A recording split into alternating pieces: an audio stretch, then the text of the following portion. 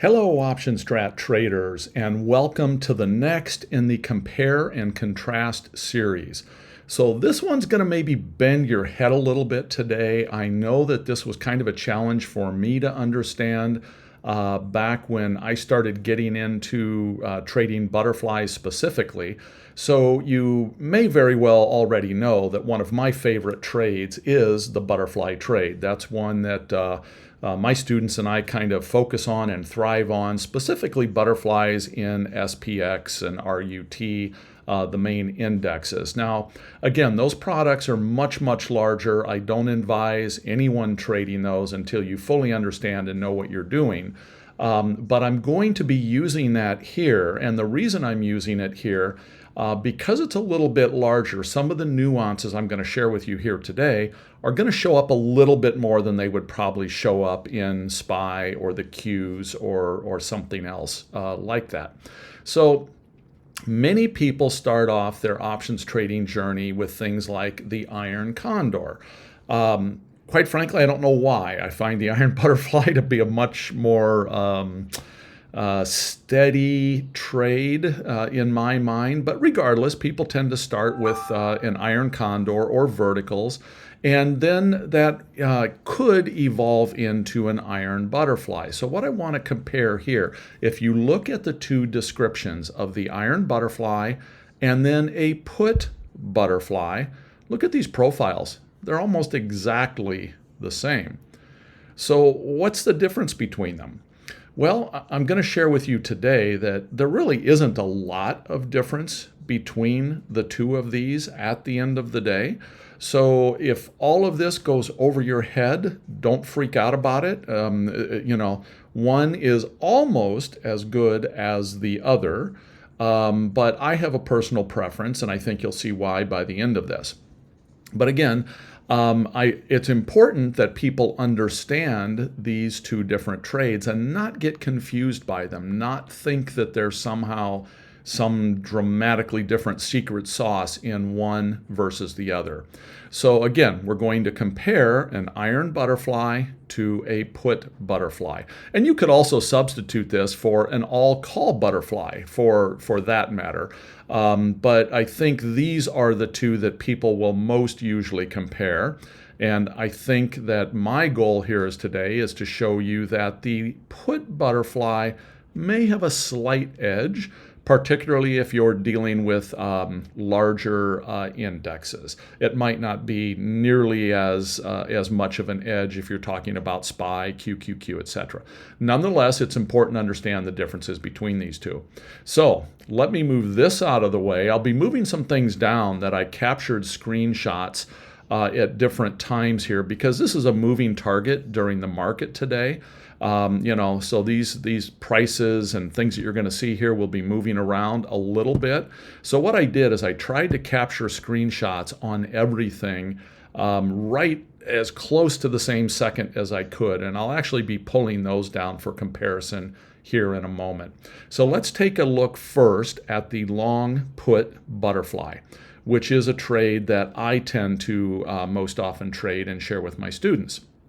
So a long put butterfly by description is using all puts. There are no calls in here, okay? We're buying one put here, and these are what we call at the money butterflies. There's lots of ways you can trade butterflies, but for our comparison purposes today, I'm doing very close here to at the money.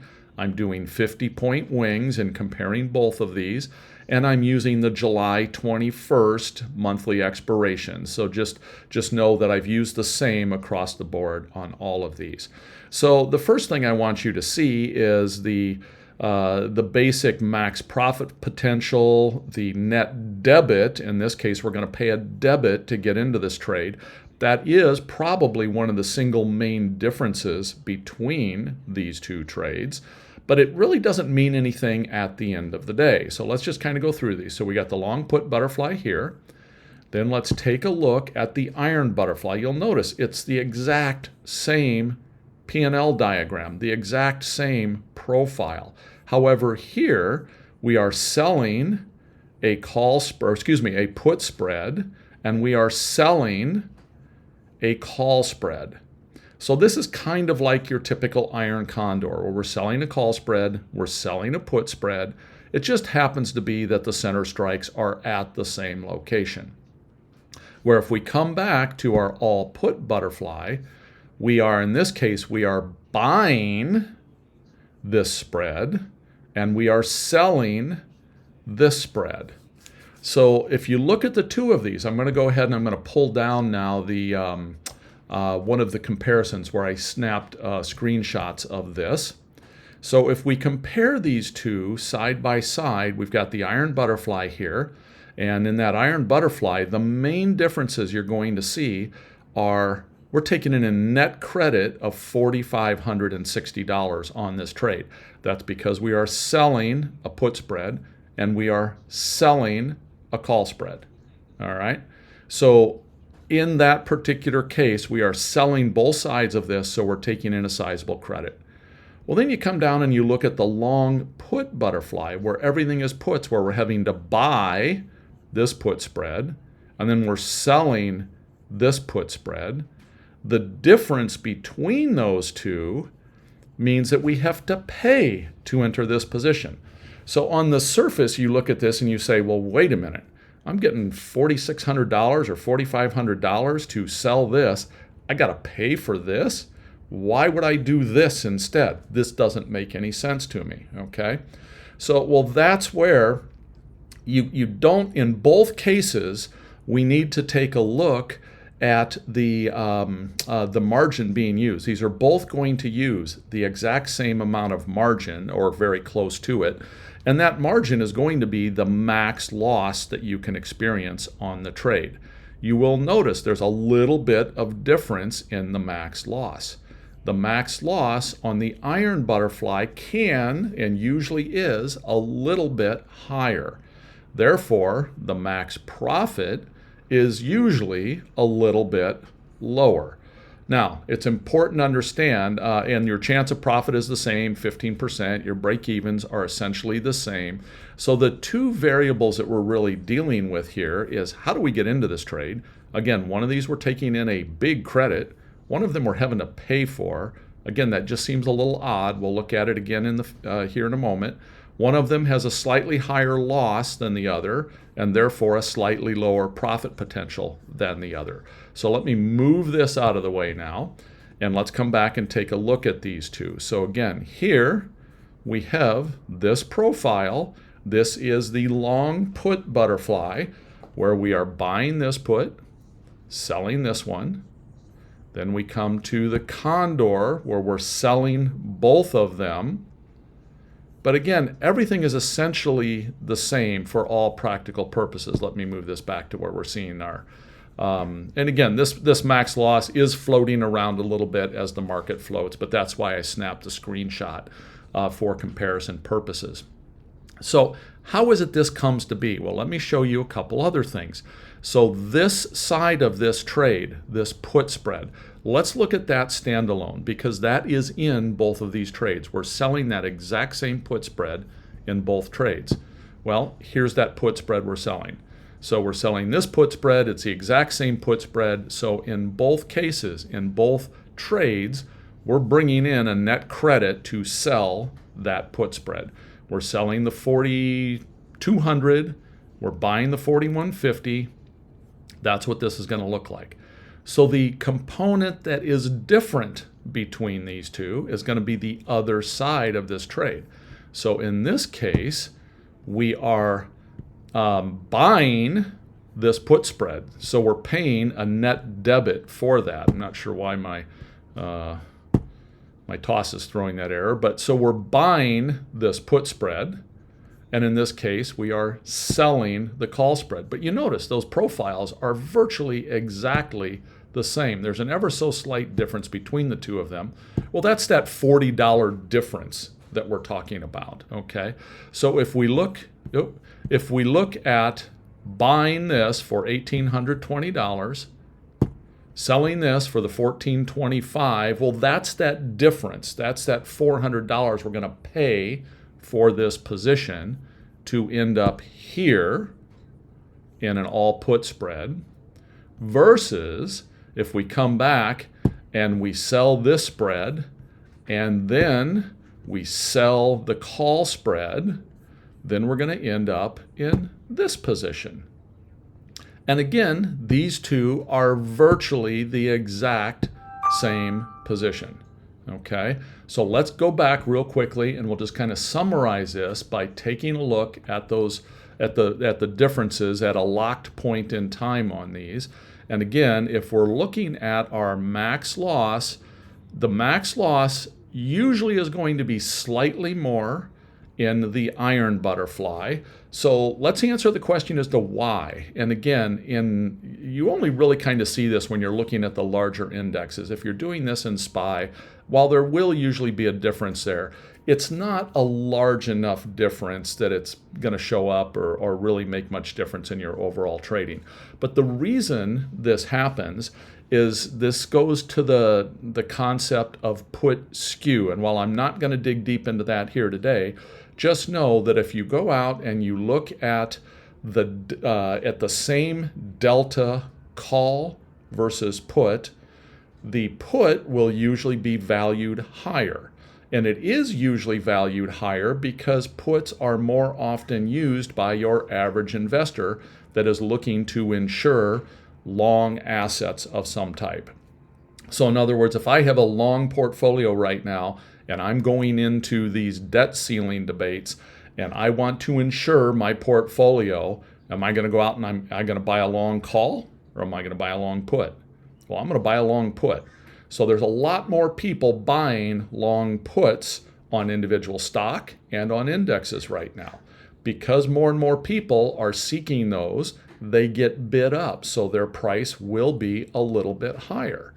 So if I'm doing this trade and I'm going to sell 2 center strikes here, am I going to get a little bit more money if I'm selling 2 puts, or if I'm selling 1 call and 1 put, or if I'm selling 2 calls?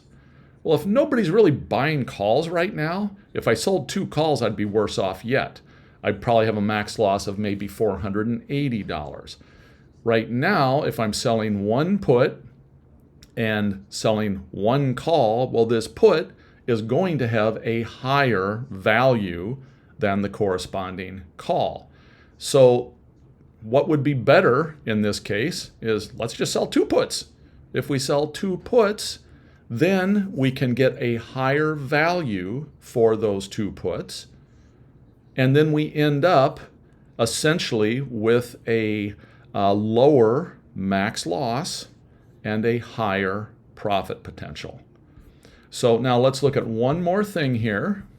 And let's look at our Greeks. How does this impact our Greeks between the 2 trades? So if we look at the iron butterfly, our theta decay is slightly lower than it is here. Well, why would theta decay maybe be a little bit lower? Well, the main reason that theta decay is going to be a little bit lower is because we took in more money here at these 4,200s, selling these 2 4,200s as opposed to selling 1 4,200 put and 1 4,200 call. Ultimately, we got more money for selling 2 puts because of put skew, because of puts being more value. So by doing that, theta is going to decay faster in our favor. Okay, there's just more to decay there. We took in more money on these 2 short puts. Our volatility or vega is going to be about the same. Rho is largely something we don't even look at or deal with. It has to do with interest rates. So the main thing I'm usually looking at is theta. And then also I do look a little bit at delta. So delta is how these 2 are going to react in a big sell-off. And we've got a little bit lower delta here, which also will work slightly in our favor. Again, at the end of the day, if you're trading SPY or the Qs or an individual stock, the difference between an iron butterfly and an all-put butterfly is not going to be very recognizable. It may be there, but it's going to be largely inconsequential. If you start dealing with higher priced stock, possibly, or more volatile stock, you'll find in most cases that the put butterfly will have more benefit to it. If you're dealing with the larger indexes, you will almost always find that the put butterfly will have a slightly better risk to reward profile to it. So that's kind of a summary of the compare and contrast of an all put butterfly to an iron butterfly. And again, don't freak out over the two of these. And if you didn't totally comprehend it, know at the end of the day, it largely doesn't make a big difference. But as traders, we're always looking for edge, any little edge we can get. And from my perspective, entering most of my butterfly trades as all put butterflies, I feel gives me a little bit of an edge. Now, the one time that this may not be true is if I'm doing an earnings trade. Let's just take, for example, I don't know, maybe right now, something like NVIDIA, which has earnings coming up in a couple days. And I may even model up an earnings trade on that in paper. But if we look at something like NVIDIA, where it has been ripping to the upside recently, maybe, and I haven't modeled this yet, but maybe in NVIDIA, maybe that short call will have as much value to it as the short put. If it did, if those two were equally valued, then there's really going to be no difference at all between these two, okay, between an iron butterfly and an all put butterfly. So just know that slight difference is usually because of put skew, and put skew usually does exist in our markets. So hopefully that made a little bit of sense and wasn't too far up here. If it is right now, come back and visit this video at a later time and try to digest it after you get a little more of these compare and contrasts under your belt. So that's it for today. I've got a whole series of compare and contrast coming up, so we'll look forward to the next one. Take care.